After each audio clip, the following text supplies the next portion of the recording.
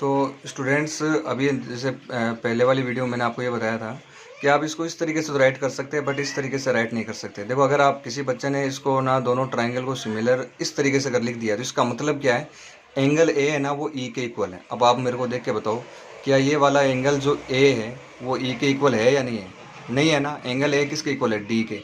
इसका मतलब पहले अगर ए है ना तो पहले इधर क्या आना चाहिए था? डी। हाँ, कोई है ना इस तरीके से अगर लिखना चाहिए, सपोज करो मैं यहाँ लिख लेता हूँ B C A similar to. अब बोलो आगे वाला ट्राइंगल का क्या नाम लिखूं? तो देखो, एंगल बी जो है वो किसके इक्वल है? बी है ना वो ई के इक्वल है। इसका मतलब पहले क्या आएगा? ई आएगा। फिर सी जो है वो किसके इक्वल है? एफ के। तो इसका मतलब पहले क्या आएगा? एफ आएगा। फिर एंगल ए है ना वो किसके इक्वल है? देखो ये वाला ए किसके इक्वल है? तो डायग्राम में देखो, ए जो एंगल है ना वो डी के इक्वल है। तो यहाँ पे क्या आएगा? D.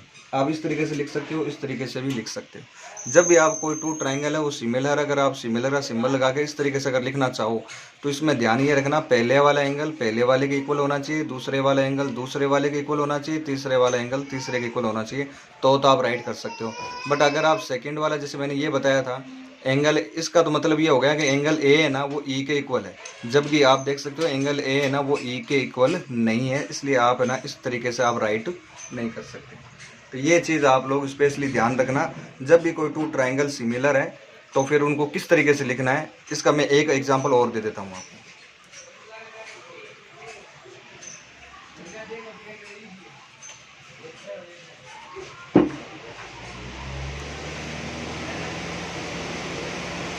So students, here you can see that कि अब मान लो एक सपोज दैट अपन एक एग्जांपल लेते हैं।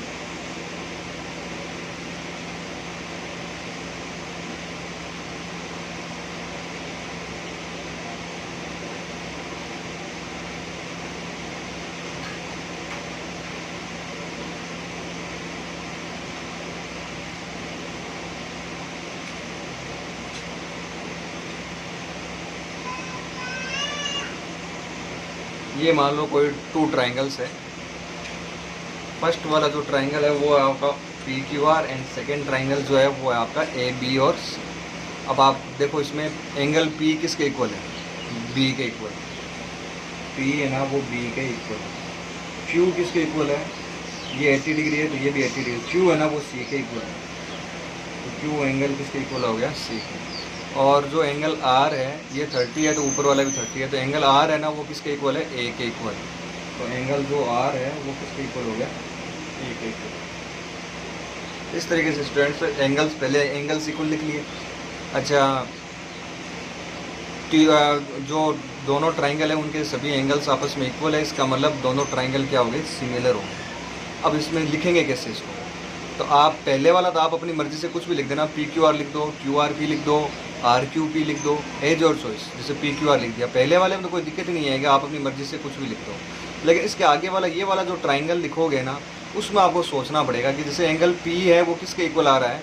बी के इक्वल आ रहा है, तो इसका मतलब यहाँ पे पहले क्या आएगा? बी आएगा। फिर जो क्यू है ना वो किसके इक्वल है? सी के, तो इसका मतलब यहाँ पे क्या आएगा? सी आएगा। फिर जो एंगल आर है वो किसके इक्वल होगा? ए के, तो यहाँ पे क्या आ जाएगा? ए आ जाएगा। तो पी क्यू आर जो है ना वो बी सी ए के सिमिलर है। अब गलती से अगर किसी बच्चे ने ये लिख दिया तो इसका तो मतलब ये हुआ कि पी है ना वो ए के इक्वल है, लेकिन डायग्राम में आप देख सकते हो पी और ए है ना ये आपस में इक्वल नहीं है। ये 70 डिग्री है तो ये वाला कौन कितने डिग्री का है? 30 डिग्री का है। तो स्टूडेंट्स आप इस चीज़ का विशेष तौर से ध्यान रखोगे। ये वाला अगर आपने इस तरीके से लिखा किसी बच्चे ने तो वो पूरा क्वेश्चन ही क्या माना जाएगा? गलत माना जाएगा। ये रूल है, ये रूल आप ध्यान में रखो। जब भी कोई टू ट्राइंगल है और उनको सिमिलर करते हैं तो कॉरेस्पॉन्डिंग जो एंगल है वो क्या होने चाहिए? आपके इक्वल होने ज़रूरी है।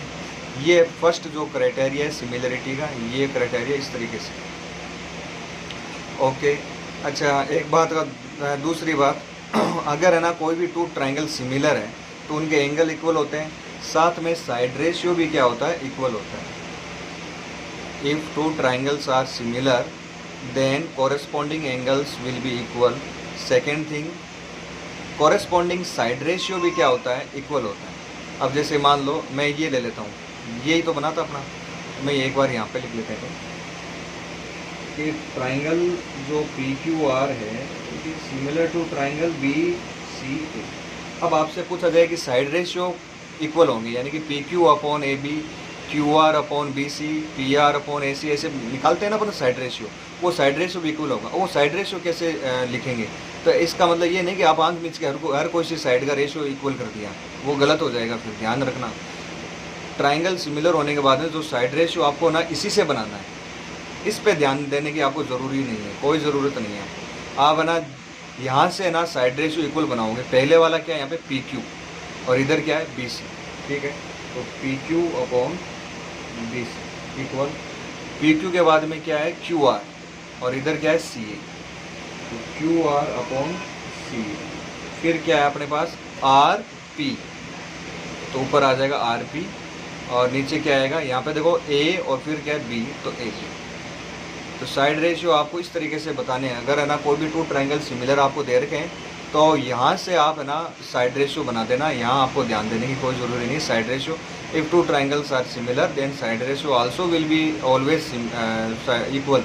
तो साइड रेशियो आपको इन ट्राइंगल के जो ये आपने ये लाइन लिखी है ना, इसी लाइन को देखते हुए ही आपको ना ट्राइंगल सिमिलर बताना है। ट्राइंगल सिमिलर आप इसी लाइन को देखते हुए आप सिमिलर बताओगे। तो इस तरीके से आपको ना स्टूडेंट्स ये सिमिलरिटी प्रूफ होने के बाद में सिमिलर लिखना आना चाहिए। ओके, अब है ना एक थ्योरम है 6.3, वो और समझ लेते हैं।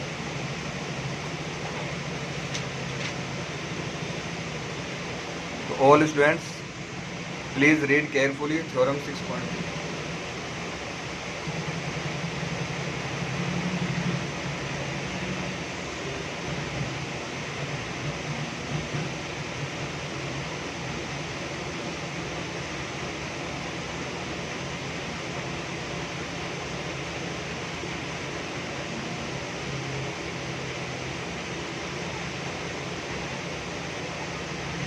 Okay students, this is the theorem 6.3. According to this theorem we have,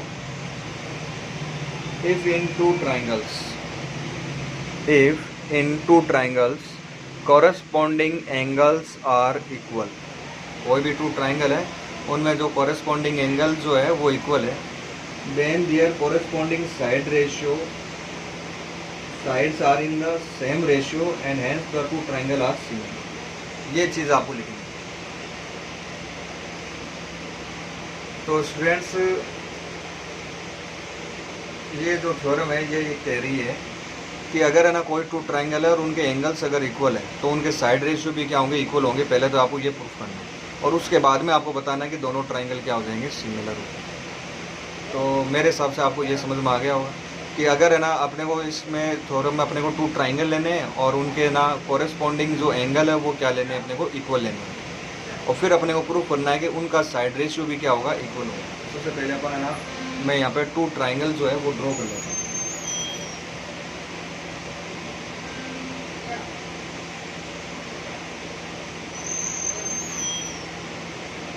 this is first triangle and this one is second। अच्छा, दोनों ट्राइंगल सेम हो ऐसा ज़रूरी नहीं। ये हो गया A B C D E F,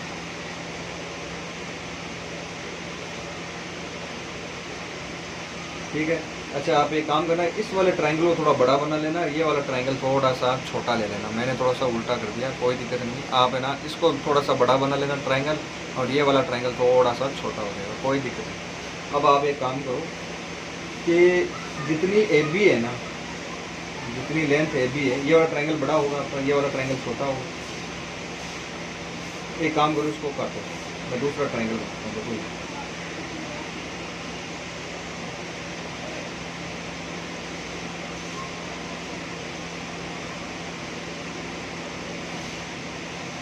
मैंने दो टू ट्राइंगल्स ले लिए, ए बी सी, और दूसरा ट्राइंगल है डी ई है।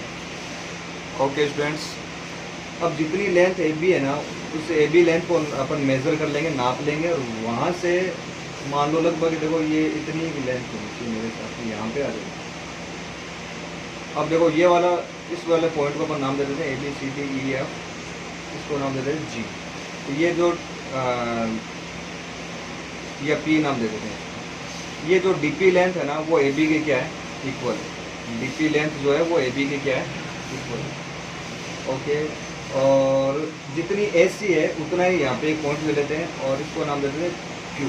ये जो डी क्यू है वो ए सी के इक्वल होगी और ए बी जो है ना वो डी पी के इक्वल होगी। इस तरीके से अपन टू साइड्स जो है वो इस तरीके से अपन इक्वल ले लेते हैं, तो कोई दिक्कत नहीं। और इसको अपन यहाँ पे क्या करा देते हैं, मीट करो। ये अपने अलग से कंस्ट्रक्शन होगी। ये पी और क्यू अपन ने लिए है ना, ये अलग से क्या होगी, अपनी कंस्ट्रक्शन होगी। तो सबसे पहले थ्योरम अपन लिखते हैं given.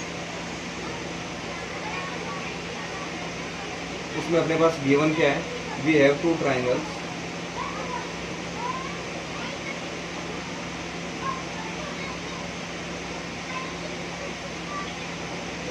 A B C and D E F. We have two triangles A B C and D E F. अच्छा, थ्योरम में साफ साफ लिखा है, if in two triangles corresponding angles are equal, यानी कि एंगल ए है ना वो अपन मान लेते हैं एंगल डी के इक्वल। ये भी आपका गिवन है। बी ई के इक्वल है, ये मान लिया मैंने। सी है ना वो एफ के इक्वल है। तो ये भी आपका क्या है, गिवन। गिवन के बाद में अपन बात करेंगे टू प्रूफ, यानी अपने को प्रूफ क्या करना है। तो आप ना थ्योरम को पढ़ो, then there corresponding sides are in same ratio, यानी कि अपने को प्रूफ करना है A B upon D E. इस तरीके से साइड रेशियो है ना वो आपको क्या प्रूफ करना है, इक्वल प्रूफ करना है। तो यहाँ पे लिख लेते हैं to proof A B upon D E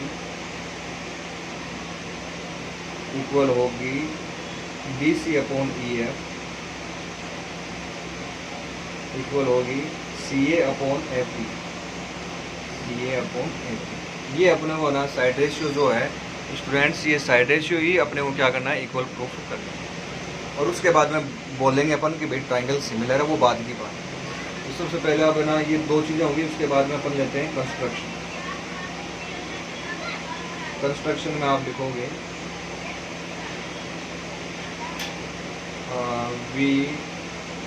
we will take 2 points P and Q on sides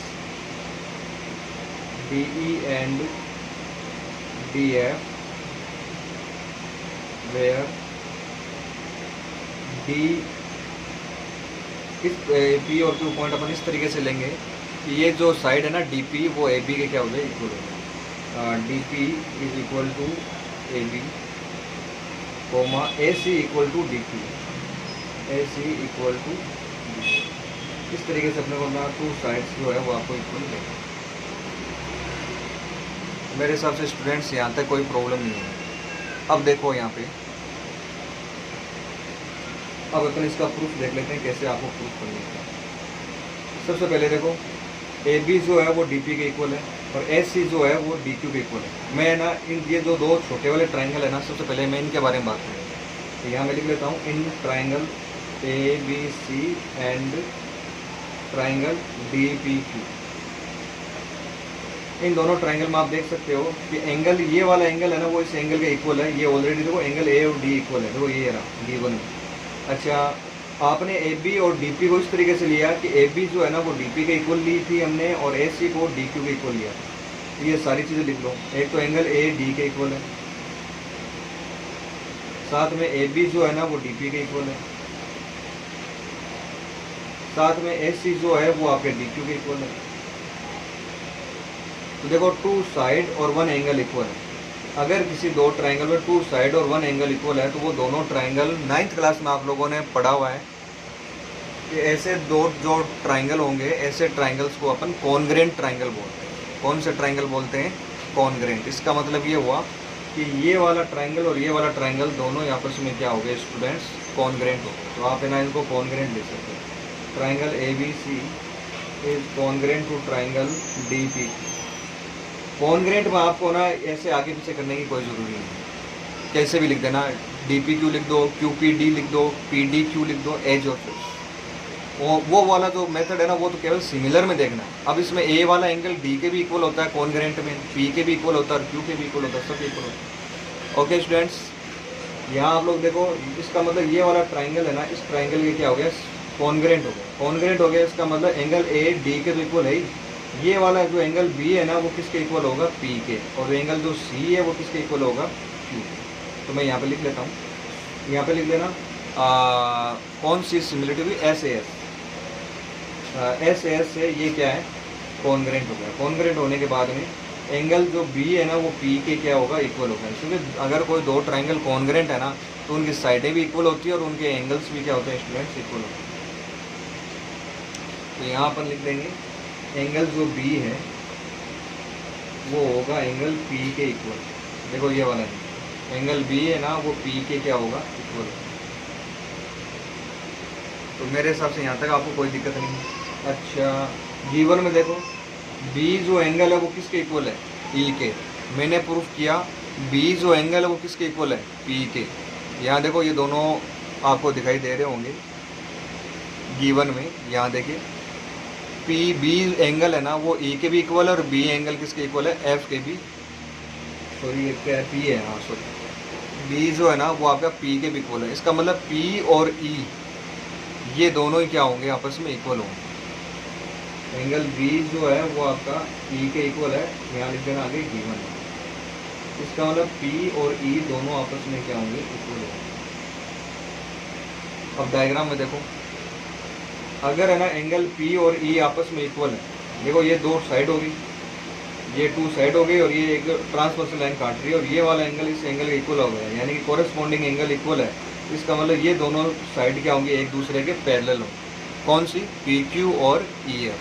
तो यहाँ पे मैं लिख सकता हूँ पी क्यू जो है वो ई एफ के क्या होगी, पैरेलल, क्योंकि कोरेस्पॉन्डिंग एंगल के आगे इक्वल है।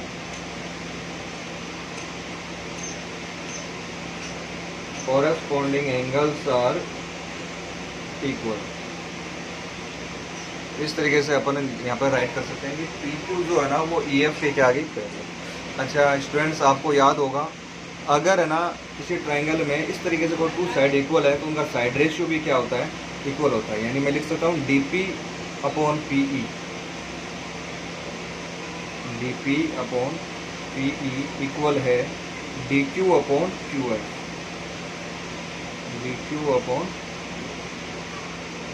D P upon P E equal है D Q upon Q F. ये जो बड़े वाला ट्राइंगल है ना, इस देखो ये वाला, इस ट्राइंगल में ये वाली साइड इस साइड के क्या आ गई, पैरेलल। तो अपन लिख सकते हैं D P upon P E equal D Q upon Q F. Side ratio क्या होगा, इक्वल होगा। ये आपकी थ्योरम है 6.1।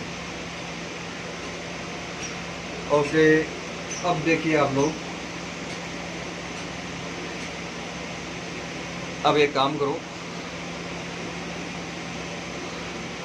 इसको आप है ना रेसिप्रोकल करके देखो। रेसिप्रोकल करने के बाद में बोथ साइड आप है ना 1 ऐड कर दो, इधर भी कर दो और इधर भी 1 ऐड कर दो। फिर आप एलसीएम लो तो P E plus D P upon D P, Q F plus D Q upon D Q. अब P E plus D P, diagram में देखो P E plus D P, देखो ये P E plus D P पूरी क्या बन जाएगी, D E बन जाएगी। ये क्या बन जाएगी, डी ई। तो ये ऊपर तो आ जाएगा आपके पास यहाँ पे डी ई, अपॉन में क्या आएगा, D E equal Q F plus D Q. Diagram में देखो वापस Q F plus D Q, ये ऐड होने के बाद में डी एफ बन जाएगी। तो मैं यहाँ पे क्या लिख सकता हूँ, डी एफ लिख सकता हूँ। वापस इसका दोनों तरफ से रेसिप्रोकल कर दो, रेसिप्रोकल करोगे तो ये बन जाएगा D P upon D E, D P upon D E equal है D Q upon D A. अच्छा इतना करने के बाद में आप लोग देखो यहाँ ऊपर क्या है आपके पास, डी पी है, नीचे क्या है, डी ई। तो यहाँ आप देखो गिवन में डी पी किसके इक्वल है, ए बी की। कंस्ट्रक्शन में आपने किया था ना कि डी पी जो है वो ए बी के इक्वल है। तो डी जहाँ डी पी है वहाँ पे मैं क्या लिख सकता हूँ, ए बी लिख सकता हूँ। और कंस्ट्रक्शन में वापस देखो मैंने लिया था